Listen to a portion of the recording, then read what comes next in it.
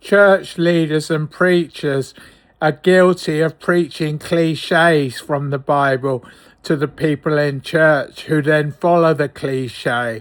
They're not interested in following the Bible in context. They're only interested in saving their face and having a high reputation and hiding behind the cliche to show that they haven't gone against it. And that's falseness. It's not real. And yesterday they preached from Genesis 18 in church about the three men who went to see Abraham. But what they were referring to was Genesis 19, about the two angels who the men in the house wanted to go and have sex with them. Because they were saying, if you've gone to church and you've ever been in a situation where you want a mate or a friend or bond with men, that then they can catch you out and say that you are guilty of breaking that verse from the Bible that you wanted to have sex with men. But they didn't even do it by preaching Genesis 19 where that happened. They preached Genesis 18 where they were talking about the men who went to see Abraham about his wife Sarah.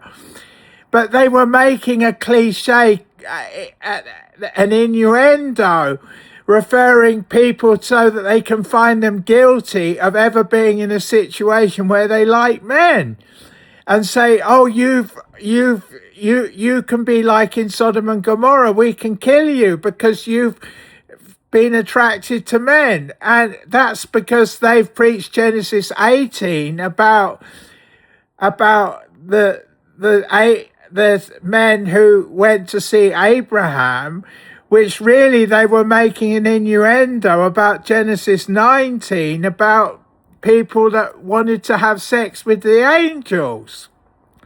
And then they can catch people in church who are misfits or who they don't like for breaking the cliche.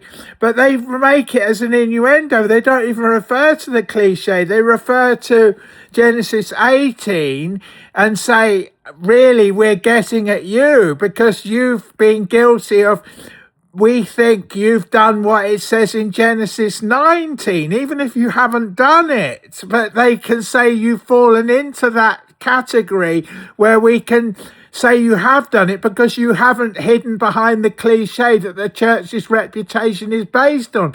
Not on following the Bible, not on the context of what it says, but of breaking that, but of corresponding to what it says in that verse so that they can find you guilty of breaking the cliche, because the church follows cliches. It doesn't obey God and follow God and what the Bible is getting at. They just want to find you guilty of breaking a cliche, and they can't even spell it out and say that's what they're trying to find you guilty of by referring to Genesis 19.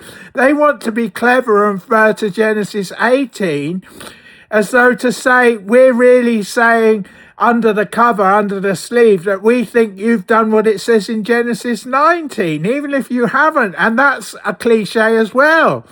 So the church just goes by reputation and following cliches as to whether you, and that's unreal.